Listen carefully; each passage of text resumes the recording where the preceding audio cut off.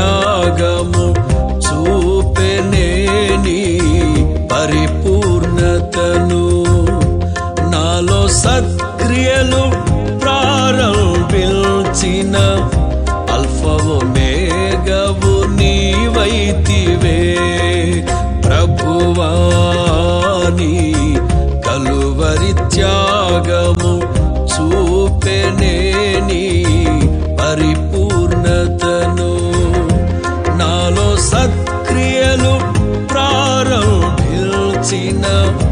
Alpha ఒమేగావు నీవైతివే.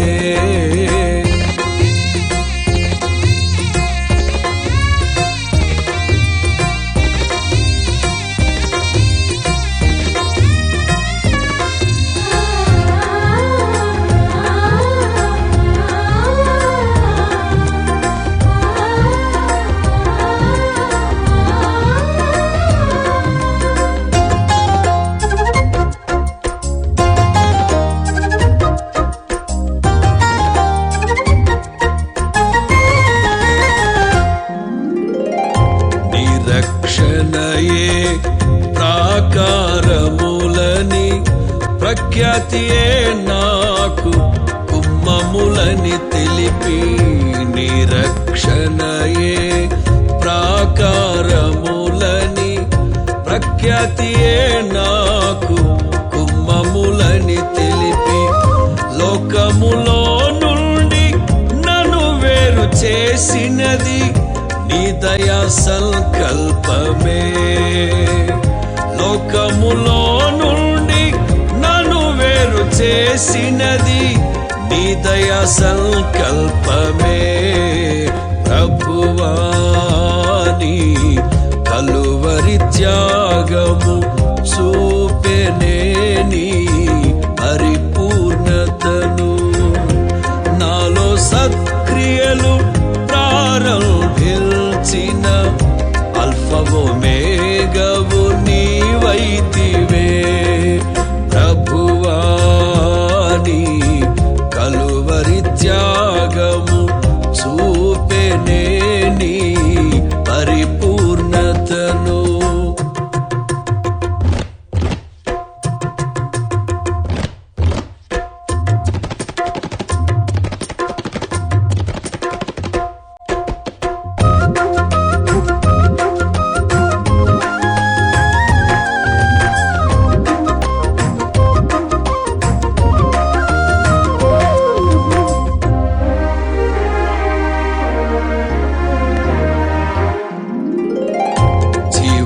వెలుగుగా నన్ను మార్చుటకే పరిశుద్ధాత్మను నా కొసగితివే. జీవపు వెలుగుగా నన్ను మార్చుటకే పరిశుద్ధాత్మను నా కొసగితివే. శాశ్వత రాజ్యముకై నన్ను నియమిల్చినది నీ అనాది సంకల్పమే. శాశ్వత రాజ్యముకై నన్ను నియమిల్చినది నీ అనాది సంకల్పమే. ప్రభువాని కలువరి త్యాగము చూపెనేని పరిపూర్ణతను. నాలో సత్క్రియలు ప్రారంభించిన అల్ఫా ఒమేగావు నీవైతివే ప్రభువాని కలువరి త్యాగము చూపెనేని పరిపూర్ణతను.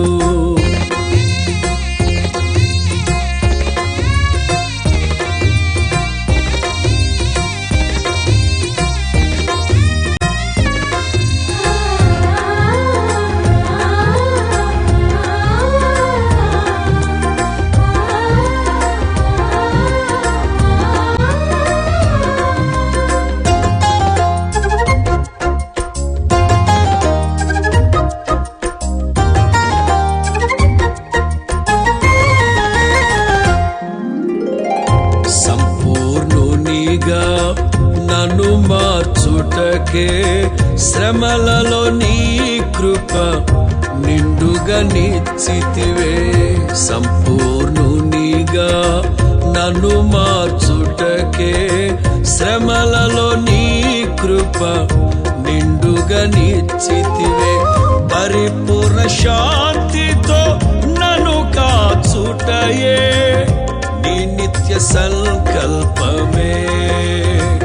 పరిపూర్ణ శాంతితో నన్ను కాచుటయే నీ నిత్య సంకల్పమే.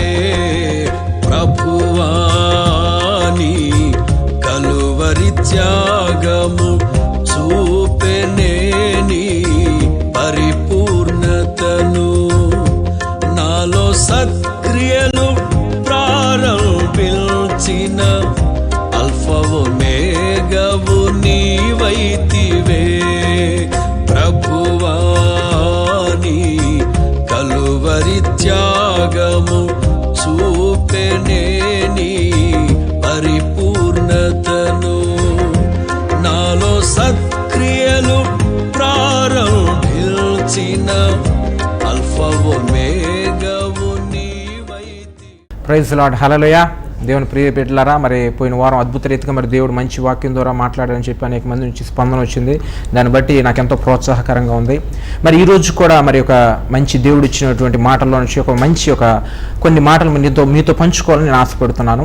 మరి ఈరోజు అంశముగా ఏది నీ రక్తం అంటే ప్రియులారా, మరి లోక సంబంధంగా చూసినట్లయితే హాస్పిటల్లో బి అని ఓ అని చాలా రకాల రక్తాలు ఉంటాయి. కానీ ఇక్కడైతే మనకేంటంటే బైబిల్ గ్రంథం నుంచి 3 రక్తాల గురించి మీకు చెప్పాలనుకుంటున్నాను. ఒక వ్యక్తి ఏంటంటే ఒక విశ్వాసి యొక్క రక్తము, మరొక వ్యక్తి ఏంటంటే ఒక యాజకుడు అంటే ఒక ప్రవక్త, ఒక పాస్టర్ గారి యొక్క రక్తము, మూడో వ్యక్తిగా యేసుక్రీస్తు యొక్క రక్తం. ఈ 3 రక్తాలు ఎలా ఉన్నాయి, ఆ 3 రక్తాలు ఎంత పరిశుద్ధంగా ఉన్నాయి, ఏ రక్తం ఎంత పరిశుద్ధంగా ఉంది, ఆ ఏ రక్తము ఎంతవరకు క్షమించగలుగుతుంది అనే అంశాలు మనం ఈరోజు ధ్యానం చేసుకుందాం. హల్లెలూయా. మరి ముందుగా మనం ఆదికాండం 4వ అధ్యాయము బైబిల్ ఉన్న వాళ్ళందరూ కూడా చూస్తున్న వాళ్ళందరూ కూడా తీస్తే కనుక మేము ఎంతో సంతోషపడము. ఎందుకంటే వాక్యం 2 అంచెలు గల ఖడ్గము లాంటిది. ఆదికాండం 4వ అధ్యాయము 5వ వచనం నుంచి చదువుతున్నాను, శ్రద్ధగా వినండి ప్రియులారా. కయ్యూనును అతని అర్పణను ఆయన లక్ష్య పెట్టలేదు. కాబట్టి కయ్యూనుకు మిక్కిలి కోపం వచ్చి అతడు తన ముఖం చిన్నబుచ్చుకొనగా యెహోవా కయ్యూనుతో, నీకు కోపమేలా, ముఖం చిన్నబుచ్చుకున్నావేమి? నీవు సత్క్రియ చేసిన ఎడల తలనెత్తుకొనవా? సత్క్రియ చేయని ఎడల వాకిటి పాపం పొంచి ఉండును, నీ ఎడల దానికి వాంఛ కలుగును, నీవు దాన్ని ఏలుదువన్ను. కయ్యూను తన తమ్ముడైన హేబేలుతో మాట్లాడెను. వారు పొలంలో ఉన్నప్పుడు కయ్యూను తన తమ్ముడైన హేబేలు మీద పడి అతన్ని చంపెను. యెహోవా, ఈ తమ్ముడైన హేబేలు ఎక్కడున్నా అని కయ్యూను అడగ్గా అతడు, నేను ఎరుగును, నా తమ్ముడికి నేను కావలివాడినా అనెను. అప్పుడు ఆయన, నీవు చేసిన పని ఏమిటి? నీ తమ్ముని రక్తం యొక్క స్వరము నేలలో నుండి నాకు మొరపెట్టుచున్నది. హల్లెలూయా. మరి ప్రియులారా, మరి ఇక్కడ వాక్యం మనం చదివాం 4వ అధ్యాయం మరి 5వ వచనం నుంచి 9వ వచనం 10వ వచనం వరకు చదివాం. ఇక్కడ చూసినట్లయితే ప్రియులారా, మొట్టమొదటిగా ఒక విశ్వాసి యొక్క రక్తాన్ని మనం చెప్దాం అనుకుంటున్నాం. విశ్వాసి అంటే ఇక్కడ 2 అన్నదమ్ములు ఉన్నారు ప్రియులారా. ఇక్కడ ఈ యొక్క గ్రంథంలో 2 అన్నదమ్ములు ఉన్నారు. ఎవరంటే ఒక అతను కయ్యూను, ఒక హేబేలు. వీళ్ళిద్దరి గురించి క్రైస్తవులకు పుట్టిన ప్రతి వారికి కూడా తెలుసు. ఏమనంటే వీళ్ళల్లో హేబేల్ అనే వ్యక్తి మంచి వ్యక్తి అని, కయ్యూను అనే వ్యక్తి అబద్ధికుడని, అంత మంచి వ్యక్తి కాదని తెలుసు. మరి అదేవిధంగా చూస్తే ప్రపంచంలో ఎవరైనా కానీ ఏదన్నా వ్యక్తికి ఒక బాబు పుడితే ఆ బాబుకి మీరు ఆ ఇద్దరిలో ఏ పేరు పెట్టడానికి ఇష్టపడతారంటే హేబేల్ అనే పేరే ఇష్టపడతారు, కానీ కయ్యూను అని ఇష్టపడరు. ఎందుకంటే హేబేలు దేవునికి ఇష్టంగానే అర్పణలు అర్పించాడు, దేవుడికి ఇష్టంగా ఉన్నాడు, దేవుని ఇష్టాన్ని నెరవేర్చేవాడిగా ఉన్నాడు, ఒక మంచి విశ్వాసికి సాదృశ్యంగా ఉన్నాడు. చాలా మంది అనుకుంటారు, చాలా మంది ఒక మంచి విశ్వాసంగా ఉన్నాడు, హేబేల్ చాలా గొప్పవాడు అనుకుంటాం, కానీ అతను గొప్పవాడి. కానీ ఆయన రక్తము ఎంతవరకు ఒక వ్యక్తిని క్షమించగలిగింది అనేది ఒక అంశం మనం చూస్తే దయించి ఆదికాండం 4వ అధ్యాయం పర్టికులర్ గా 9వ వచనం చూడండి. యెహోవా, నీ తమ్ముడైన హేబేలు ఎక్కడున్నా అని కయ్యూను అడగ్గా అతడు, నేను ఎరుగును, నా తమ్ముడికి నేను కావలివాడినా అనెను. అప్పుడు ఆయన, నువ్వు చేసిన పని ఏమిటి? నీ తమ్ముని రక్తం యొక్క స్వరము నేలలో నుండి నాకు మొరపెట్టుచున్నది. హల్లెలూయా. ఇక్కడ ప్రియులారా ఏంటంటే హేబేలు చనిపోయినప్పుడు అంట ఆ రక్తము మొర పెడతా ఉన్నదంట దేవునికి. హల్లెలూయా. విశ్వాసే హేబేల్ అనే విశ్వాసే మంచి వ్యక్తి అని మనం అనుకుంటాం, కానీ ఆ వ్యక్తి చనిపోబోతున్నప్పుడు నా అన్నయ్య కదా, తెలుసో తెలియక నన్ను చంపేళ్లే, ఆ అజ్ఞానంలో చంపేళ్లే, క్షమించు ప్రభు అని ఆ రక్తం అంటలేదు, కానీ ఆ రక్తం మొర పెడుతుందంట, నా అన్నయ్య నన్ను చంపేశాడు ప్రభా, నా అన్నయ్య నన్ను చంపేశాడు ప్రభా అని చనిపోయే ముందు కంప్లైంట్ చేస్తూ ఉంది. హల్లెలూయా. మరి దీన్ని బట్టి నేను చెప్పాలనుకుంది ఏంటంటే ప్రియులారా, ఒక విశ్వాసిగా ఉన్నాడు, ఆ విశ్వాసి యొక్క రక్తం ఎలా ఉందంటే సగం వరకే మంచిగా ఉంది, కానీ ఎప్పుడైతే అతని యొక్క పరిశుద్ధత కనపరచాలే సమయం వచ్చిందో ఆ సమయంలో ఆయన తేట తెల్లగా తెలియబడుస్తుంది ఏంటంటే ఆ రక్తం మొర పెడుతుంది. అంటే చనిపోయినప్పుడు మాత్రం ఆ వ్యక్తిని క్షమించలేకపోతుంది ఆ వ్యక్తిని. కాబట్టి అక్కడ ఆయనలో కూడా కొన్ని మిస్టేక్స్ ఉన్నాయని మనం అర్థం చేసుకోవాలి. హల్లెలూయా. అదేవిధంగా మరి మనం ఇప్పుడు ఈ యొక్క ఉపమానం చెప్తాను. మనం ఇప్పుడు ఉన్న జీవితంలో చాలా మంది ఏంటంటే విశ్వాసం పోల్చుకుంటూ ఉంటారు. ఏంటంటే ఫర్ సపోజ్ ఒక అన్న ఉన్నాడు, లేకపోతే ఒక అక్క ఉంది. అక్క దేవుని తెలుసుకుంటుంది, ఎక్కడో వాక్యం చేత పట్టబడతా ఉంటుంది. పట్టబడి నేను దేవుని నమ్ముకున్నాను, నేను పరిశుద్ధంగా ఉంటున్నాను, టీవీలు మానేస్తున్నాను, సినిమాలు మానేస్తున్నాను, అన్ని మానేస్తా ఉంటారు. అప్పుడు ఆ కుటుంబంలో ఉన్న మిగతా వాళ్ళందరికీ ఆ వ్యక్తి రోల్ మోడల్గా మారుతారు. ఆ వ్యక్తులందరూ కూడా ఆ వ్యక్తిని 1000 కళ్ళతో అబ్జర్వ్ చేస్తూ ఉంటారు, చూస్తూ ఉంటారు. ఏంటబ్బా ఏంటి ఏంటి మా ఊడు భలే మారిపోయాడే, భలే టీవీలు మానేసాడే, అబ్బా బ్రతికితే ఇలా బ్రతకాలి అని దేవుని కాదు కానీ ఆ విశ్వాసం పోల్చుకుంటూ ఉంటాడు. అలా జరుగుతున్న సమయంలో ఆ విశ్వాసం ఎక్కడో చోట టీవీ చూస్తాను, సినిమా చూస్తాను, ఎక్కడో చోట దొరికిపోతాడు. అప్పుడు ఏమవుతుందంటే అరే నన్ను నడిపించిన మా అన్నయ్య పడిపోయాడే, నేనే పడిపోతే నా అపం ఏంటి అని చెప్పి వాళ్ళు కూడా వెనక్కి వెళ్ళిపోతారు. కాబట్టి ప్రియులారా, నేను చెప్తున్న యొక్క అంశం ఏమిటంటే మనము దేవుణ్ణే పోల్చుకోవాలి. కానీ మరి హేబేల్ అంటే విశ్వాసే, కానీ ఆయన రక్తము 1% వరకే క్షమాపణ గుణం అనేది ఉంది. ఎప్పుడైతే చనిపోయాడో, చనిపోయినప్పుడు తన అమ్మ చేసిన పనిని క్షమించలేకపోయింది ఆ రక్తం. కాబట్టి మన రక్తం ఒక మంచి విశ్వాస రక్తం లాగుంటే మన పరిశుద్ధత 50% మాత్రమే ఉంటుంది. ఇప్పుడు నేను చెప్పాలనుకుంది ఏంటంటే మన విశ్వాసాలు ఎవరిని పోల్చుకోకూడదు. వైట్ డ్రెస్సులు వేసుకున్నారు, వాళ్ళు బాగా పాటలు పాడుతున్నారు, వాళ్ళు పోల్చుకుంటే మనం ఎప్పుడో ఒకప్పుడు పడిపోతాం. కాబట్టి మనం విశ్వాసాలు అనేది పోల్చుకోకూడదని ఈ వాక్యం ప్రకారం మనం తెలుసుకోవాలి. మరి రెండవ అంశముగా మనం ఒక పాస్టర్ గారి రక్తం. మరి పాస్టర్ గారు అంటే చాలా మంది పాస్టర్ గారు ఉన్నారు. ఒక పెంతుకోస్తు అనుభవం కలిగిన పాస్టర్ గారు, లేకపోతే ఆత్మ అభిషేకం కలిగిన పాస్టర్ గారు, ఆయన యొక్క రక్తం ఎలా ఉంది, ఆయన ఎంతవరకు క్షమాపణ చేయగలడు అనే యొక్క అంశాన్ని గురించి మనం రెండవ అంశంగా చూసుకుందాం. 2వ దినవృత్తాంత గ్రంథంలో అందరూ చూసినట్లయితే 24వ అధ్యాయం 20 నుంచి 22 వచ్చిన 20 నుంచి చదువుతున్నాను, సరిగ్గా చూడండి ప్రియులారా. అప్పుడు దేవుని ఆత్మ యాజకుడగు యెహోయాదు కుమారుడైన జకర్యా మీదకి రాగా అతడు జనుల ఎదుట నిలబడి, మీరెందుకు యెహోవా ఆజ్ఞలు మీరుచున్నారు? మీరు వ్యర్థులరు, మీరు యెహోవాను విసర్జించారు గనుక ఆయన మిమ్మల్ని విసర్జించున్నారని దేవుడు సెలవిచ్చుచున్నాడు అను. అందుకు వారు అతని మీద కుట్ర చేసి రాజు మాటను బట్టి యెహోవా మందిరపు ఆవరణం లోపల రాళ్ళు రువి అతని చావుగొట్టురి. ఈ ప్రకారము రాజు అయిన యేవాషు జకర్యా తండ్రి అయిన యెహోయాదు తనకు చేసిన ఉపకారం మరిచిన వాడై అతని కుమారుని చంపించను. అతడు చనిపోయినప్పుడు యెహోవా దీన్ని దృష్టించి దీన్ని విచారణలోకి తెచ్చునుగాక అనను. హల్లెలూయా. ప్రియులారా, మళ్ళీ ఒక్కసారి చెప్తున్నాను, కన్ఫ్యూజ్ పడకుండా. అక్కడ తేటతెలుగా వాక్యం ఏం తెలియపడుతుందంటే అక్కడ ఒక ప్రవక్త ఉన్నాడు, ఆయన పేరు జకర్యా. ఆయన ఏంటంటే ఆత్మ బలంగా వచ్చిందంటే ఖచ్చితంగా ఆయనకి పెంతుకోస్తు అనుభవం అది ఉంది అని మనం అర్థం చేసుకోవాలి. అంటే ఆయన మామూలు పాస్టర్ గారు కదా, మంచి పవర్ఫుల్ పాస్టర్ గారు. ఆ పాస్టర్ గారు అంట ప్రసంగం చేస్తూ ఉన్నారంట. ప్రసంగం చేస్తూ ఉండగా యెహోవా ఆత్మ బలంగా వచ్చేసిందంట. బలంగా వచ్చేసేపాటికి అక్కడ విశ్వాసాలందరికీ మీరు ఎందుకు తప్పు చేస్తున్నారు, మీరు ఎందుకు ఈ పాపం చేస్తున్నారు, మీరు ఎందుకు ఈ వ్యభిచారం చేస్తారని చెప్పి గద్దించినట్టు బలంగా గద్దించి చెప్పేశారు. చెప్పంగానే మరి ఆ విశ్వాసులకు చాలా కోపం వచ్చేసింది. ఎందుకంటే జనాలకి తీయని మాటలు, మరి ఉబ్బేసే మాటలు అయితే నచ్చుతాయి, కానీ ఒళ్ళు మండే మాటలు, మంచిగా బ్రతకనంటే వాళ్ళ కోపం వస్తూ ఉంటుంది. మరి అదేవిధంగా జకర్యా గారు కూడా మరి ఆత్మ యొక్క గద్దింపుతో గద్దించినప్పుడు వాళ్ళందరికీ కూడా కోపం వచ్చేసి రాళ్ళు పట్టుకుని రాళ్లతో ఆ పాస్టర్ గారిని కొట్టి చంపేశారు. హల్లెలూయా. ఎంత విచారకరమైన అంశం అండి. అప్పుడు మరి అయితే ఇప్పుడు మనం చెప్పాలనుకో అంశం ఏంటంటే అక్కడ 22 వచ్చిన చివర చూడండి, అతడు చనిపోయినప్పుడు యెహోవా దీన్ని దృష్టించి దీన్ని విచారణలోకి తెచ్చునుగాక అని. హల్లెలూయా. ప్రియులారా, అన్నాడు హేబేలు చనిపోబోతున్నప్పుడు విచారణలోకి తెచ్చునుగాక అన్నాడు. ఇక్కడ పాస్టర్ గారు కదా, అనేక మందిని చూస్తుంటారు, దేవుని మాదిరి బ్రతకాలి. అయినప్పటికీ ఆ పాస్టర్ గారు, ఆ యాజకుడు, ఆ దైవజనుడు కూడా రక్తం ఎలా ఉందంటే అతను చనిపోబోతున్నప్పుడు, ప్రభువా నా విశ్వాసులు నేను మంచి చెప్తుంటే రాళ్ళతో కొట్టి నన్ను చంపారు ప్రభువా, నన్ను ఒట్టి పుణ్యాన్ని నన్ను కొట్టి చంపారు ప్రభువా, వాళ్ళు చూసుకో ప్రభువా, వాళ్ళు రివెంజ్ చేసుకో ప్రభువా అని చెప్పి అన్నాడు. ప్రియులారా, ఎక్కడంటే తెలుగులో ఇక్కడే ఉంటుంది, కానీ అనేక ఇంగ్లీష్ బైబిల్ అంటే కాంట్రవర్సీ అంటే వ్యాజ్యం అంటే కంప్లైంట్ చేస్తూ ఉన్నారన్నమాట. ఆ బ్లడ్ దేవుడితో పోలీస్ స్టేషన్లోకి వెళ్ళి ఒక వ్యక్తి, నష్టపోయిన వ్యక్తి ఎలా ఫిర్యాదు చేస్తున్నాడో అలా విన్నారు. విశ్వాసే కానీ ఇప్పుడు ఒక పాస్టర్ గారే కానీ ఏంటంటే కంప్లైంట్ చేస్తున్నారు. ఏంటంటే నా విశ్వాసులు ఎలా నన్ను కొట్టేశారు, నన్ను చంపేశారు, కాబట్టి విచారణలోకి తెచ్చుకో, వాళ్ళ సంగతి చూడు అని చెప్పి పాస్టర్ గారు అంటున్నాడు. హల్లెలూయా. మరి రెండో అంశం విన్నారు, నేను అన్నాను విశ్వాసం పోల్చుకోవద్దన్నాం. మరి కొంతమంది జనం ఎలా ఉంటారంటే, అబ్బా ఆ పాస్టర్ గారు ఎంత బాగా చెప్తున్నారండి, ఆ పాస్టర్ గారు భలే గద్దిస్తారండి, ఆ పాస్టర్ గారు భలే ఉంటారని అంటాం. కానీ ఎక్కడో చోట ఆ పాస్టర్ గారు కానీ నేను కానీ ఎవరో ఒకరు ఎక్కడో చోట చిన్న మిస్టేక్ అనేది కనపడంగానే చెప్పిన వాళ్ళే సరిగ్గా ఉండట్లేదు, మేమే ఉంటాం అని చెప్పి వాళ్ళు వెనక్కి వెళ్ళిపోతారు. హల్లెలూయా. ప్రియులారా, నేను చెప్పాలనుకున్న అంశం ఏమిటంటే ఒక విశ్వాసాన్ని పోల్చుకుంటే నీ యొక్క పరిశుద్ధత ఎలా ఉంటుందంటే ఒక 30% 40% వరకే నువ్వు యథార్థంగా ఉండగలవు. అదేవిధంగా ఒక పెద్ద ప్రపంచం మొత్తం ఎంత గొప్ప దైవజనులను పోల్చుకుని ఆ దైవజనుల్లాగా ఉండాలని అనుకుంటే ఎక్కడో చోట ఒక మిస్టేక్ అనేది కనపడిద్ది. నీ యొక్క ఆత్మీయత 60% 70% వరకు వెళ్ళిపోతావు. కానీ అలా ఉండటం అనేది ఇష్టం కాదు. దేవుని చిత్తంలో ఏంటంటే 100% పరిశుద్ధంగా యథార్థంగా అన్ని విషయాల్లో కూడా ఉండాలి. అంటే మనం ఏ రక్తం పోల్చుకోవాలనేది మూడోగా రక్తం చూద్దాం. మూడో వ్యక్తిగా మరి లోక 23:34 ఒకసారి మీరు అందరూ చూసినట్లయితే ప్రియులారా, మనం కేవలం వినటం మాత్రమే కాదు కానీ కేవలం మీరు చూసినట్లయితే ఆ వాక్యాన్ని చదివినట్లయితే మీ హృదయంలో జీవితాంతం కూడా గుర్తుండిపోతుంది. యేసు తండ్రి వీరేమి చేస్తున్నారో వీరెరువు గనక వీరిని క్షమించునని చెప్పిన. హల్లెలూయా. ప్రియులారా, హేబేలు విశ్వాసానికి సాదృశ్యంగా ఉన్నాడు. ఆయన రక్తం కూడా ఏంటంటే నా అన్న ఇలా చేశాడు అని చెప్పి విచారణకు తెచ్చునుగాక అని చెప్పి కంప్లైంట్ చేసింది. జకర్యా అంటే ఆత్మాభిషేకం, అంటే పరిశుద్ధాత్మ పొంది మంచి ఆత్మతో ఉన్న వ్యక్తి, ఆ మంచి పాస్టర్ గారు సైతం నా సంఘస్థులు ఇలా చేశారు, నా సంఘస్థుల విచారణ చేర్చుకొని ఆ దైవజనుడు కూడా అన్నాడు. కానీ యేసు ప్రభు మాత్రం చనిపోబోతున్నప్పుడు చివరి రక్తం బొట్టు వరకు ఏమన్నాడంటే, తండ్రి వీరేమి చేస్తున్నారో వీరెరువు కనుక వీరిని క్షమించండి. హల్లెలూయా, హల్లెలూయా. ఎంత గొప్ప దేవుడు మనం కలిగి ఉన్నాం ప్రియులారా. ఎంత గొప్ప పాస్టర్ గారైనా, ఎంత గొప్ప విశ్వాస అయినా, ఎంత మంచి అనే ఒక పేరు వేసుకున్న వ్యక్తి అయినా ఒక వ్యక్తిని క్షమించే గుణం 50%, 60% మాత్రమే ఉండదు. కానీ ఒక్క యేసయ్యకి మాత్రమే 100% తండ్రి వీరేమి చేస్తున్నారో వీరెరుగురు కనుక వీరిని క్షమించండి, తండ్రి వీరేమి చేస్తున్నారో వీరెరుగురు కనుక వీరిని క్షమించండి అని చెప్పి చనిపోబోతున్నప్పుడు కూడా చివరి నిమిషంలో చివరి రక్త బొట్టు వరకు కూడా ప్రభువా నన్ను ఇలా చేస్తున్నారు, తండ్రి నన్ను ఇలా చేస్తున్నారు, నువ్వు వచ్చి నన్ను కాపాడు, వీళ్ళని శిక్షించు అని ఒక్క మాట అనలేదు ప్రియులారా. ఆయన ఒక్క తప్పు కూడా చేయలేదు, ఒక పాపం కూడా చేయలేదు. మన కోసం మంచి చేసి ఆయన రక్తాన్ని కార్చి ఆ యొక్క సందర్భంలో కూడా క్షమించే గుణం కలిగి ఉన్నాడు. హల్లెలూయా. కాబట్టి ప్రియులారా, నేను చెప్పాలనుకున్న అంశం ఏంటంటే, ఇప్పుడున్న రోజుల్లో ఏంటంటే మనుషులు పోల్చుకుంటా ఉన్నారు. ఆ వ్యక్తి తెల్ల డ్రెస్ వేసుకున్నాడు, మనం కూడా తెల్ల డ్రెస్ వేసుకోవాలి. కానీ అక్కడ తెల్ల డ్రెస్ వేసుకున్నామా నల్ల డ్రెస్ వేసుకున్నామా అనేది కాదు ప్రియులారా. అలా ఉన్నట్లయితే మనం పరిపూర్ణంగా దేవుని చిత్తాన్ని నెరవేర్చగలం. మీరు అంటున్నాను మరి దేవుని పోల్చుకుంటేనే అలా అంటాం. దేవుడు అంటే ఎవరు?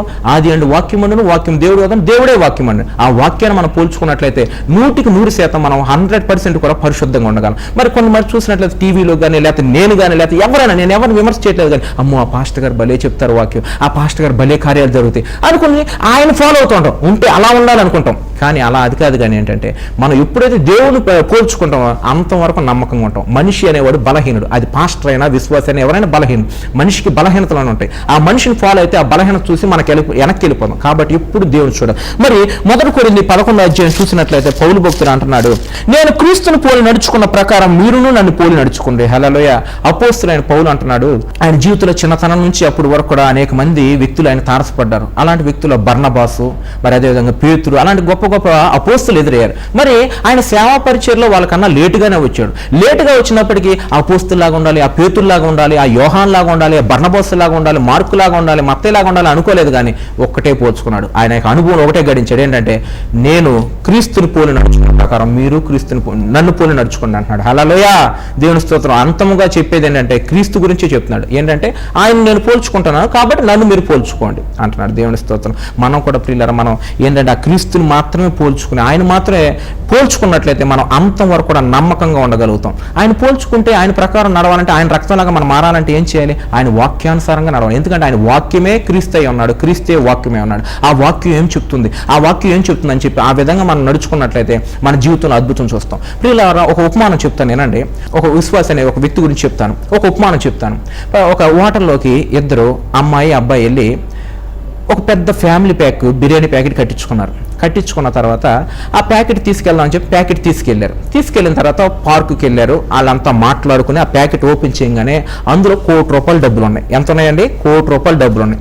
ఆ ₹1,00,00,000 డబ్బులు అది చూడంగానే అమ్మో మేము క్రైస్తవం, ఈ డబ్బు మేము తీసుకోకూడదు అని చెప్పి వాళ్ళ హృదయం పశ్చాత్తాపం చెంది ఆ డబ్బు తిరిగి తీసుకొచ్చేసి ఆ హోటల్ మేనేజర్కి ఇచ్చి అయ్యా మేమేదో బిర్యానీ అడిగితే ఇందులో ₹1,00,00,000 వచ్చినాయి, ఈ డబ్బు మాయి కాదు, మేము క్రైస్తవులమే, మేము దేవుణ్ణి నమ్ముకున్నాం, ఈ డబ్బు మాకు వద్దండి, మీరు తీసేసుకుని అన్నారు. ఆ మేనేజర్ పశ్చాత్తాపంతో కన్నీళ్లు విడిచి అమ్మా ఇలాంటి వ్యక్తులు కూడా ఉంటారా, నిజంగా క్రైస్తవులు అంటే ఎంత గొప్పలా, ఆగన్నమ్మ ఒక నిమిషం, నేను టీవీ వాళ్ళకి ప్రెస్ వాళ్ళకి అందరికీ ఫోన్ చేస్తా, వాళ్ళందరూ వచ్చి మీరు పేపర్లో టీవీలో మీరు పడాలమ్మా, మీరు అంత అర్హత ఉందమ్మా అన్నారు. వాళ్ళు అంటున్నారు అయ్యా మాకు అర్హత లేదు, ఏదో దేవుడు నమ్ముకున్నాం, మాకు ఇష్టం లేదు పేపర్లో పడతాం కానీ టీవీలో పడటం కానీ మాకు ఇష్టం లేదు అంటున్నారు. కానీ ఆ మేనేజర్ గారు అంటున్నారు మీ వల్ల నా ఉద్యోగం కాపాడబడింది కాబట్టి మీరు ఖచ్చితంగా ఆ ఫోటోకి అన్నిటికీ అర్హత ఉంది కాబట్టి మేము అందరిని పిలుస్తాం అంటున్నారు. అప్పుడు వాళ్ళు అన్నారు, లేటుగా మెల్లగా అన్నారు, అయ్యా డబ్బులు అయితే తిరిగి ఇచ్చాం కానీ ఈ అమ్మాయి పక్కింటోడు భార్య అన్నాడు. ఆ అబ్బాయి అంటున్నాడు డబ్బులు అయితే తిరిగి ఇచ్చాం కానీ మేమిద్దరం కూడా అంటే అక్రమ సంబంధంలో ఉన్నారన్నారు. హల్లెలూయా. ప్రియులారా, అక్కడ మనం గమనించాల్సిన అంశం ఏంటంటే ₹1,00,00,000 కూడా మాకు వద్దు, మేము దేవుణ్ణి నమ్ముకున్నాం, తిరిగి ఇచ్చేద్దాం అనే మనస్తత్వం ఉంది. కానీ పక్కన వాళ్ళ పిల్లల్ని ఆశించకూడదు, చెడు చూపులు చూడకూడదు అనే పాపం మాత్రం ఎవ్వరు కూడా పశ్చాత్తాపం కలిగించదు. మరి ఇక్కడ ఆ యొక్క ఉపమానం నేను చెప్పాలనుకుంది ఏంటంటే వ్యభిచారం అనే పాపాన్ని వాళ్ళు ప్రేమిస్తున్నారు, డబ్బు అనే పాపాన్ని ద్వేషిస్తున్నారు. హల్లెలూయా. కాబట్టి ఇప్పుడు ఇలా మన జీవితంలో కూడా ఏంటంటే విశ్వాసైనా పెద్ద దైవజనులైనా కొన్ని పాపాలు ప్రేమిస్తూ ఉంటాం. పాపాన్ని ప్రేమించినంత కాలం కూడా దేవుడి రూపంలోకి 100% ఆయన రక్తంలాగా మన రక్తం మారదు. ఎప్పుడైతే మనం ఆ యొక్క ప్రేమించే పాపాన్ని సైతం ద్వేషించుతామో అప్పుడు మాత్రమే మనం పరిపూర్ణతలోకి పరిపక్వతలోకి వెళ్తాం. హల్లెలూయా. కాబట్టి నేను చెప్పేది ఏంటంటే ప్రియులారా, ప్రపంచం మొత్తంలో అన్ని దేశాల్లో లెక్క పెట్టుకోండి, ఏ టీవీ ఛానల్ చూసినా ఎవరిని పోల్చుకున్నా నీ విశ్వాసం కొద్ది సమయంలోనే డ్రాప్ అయిపోద్ది. ఎప్పుడైతే దేవుడు అనగా ఎవరో వాక్యం, ఆ వాక్యాన్ని ఎప్పుడైతే పోల్చుకుంటావో అప్పుడు మాత్రమే నిండు నూరేళ్ళు నువ్వు పరిశుద్ధంగా ఉండి అంతం వరకు నమ్మకంగా ఉండి చివరాఖరికి దేవుని సన్నిధికి పరలోకానికి వెళ్తావు. హల్లెలూయా. మరి అదే విధంగా యెషయా గ్రంథం చూద్దాం. దేవుని యొక్క ఆయన రక్తం యొక్క క్వాలిటీ ఏంటంటే యెషయా గ్రంథం 41వ అధ్యాయం చూడండి ప్రియులారా. 41వ అధ్యాయం 8వ వచనం చూసినట్లయితే, నా సేవకుడైన ఇశ్రాయేలు, నేను ఏర్పరచుకున్న యాకోబు, నా స్నేహితుడైన అబ్రహాము సంతానమా. అక్కడ దేవుడు అంటున్నాడు, నా సేవకుడైన ఇశ్రాయేలు, నేను ఏర్పరచుకున్న యాకోబు, నా స్నేహితుడైన అబ్రహాము సంతానమా అని. చూడండి ప్రియులారా, మరి అబ్రహాం అంటే మరి విశ్వాసానికి తండ్రి, అది మన అందరికీ తెలుసు. మరి యాకోబు, ఇశ్రాయేలు వీళ్ళందరూ కూడా కొద్ది గొప్ప మంచి క్వాలిటీస్ ఉన్న వ్యక్తులే, దేవుని చిత్తంలో నడిచే వ్యక్తులే. వాళ్ళని నా ప్రియకుమారుడా, నా స్నేహితుడా అని దేవుడు అంటంలో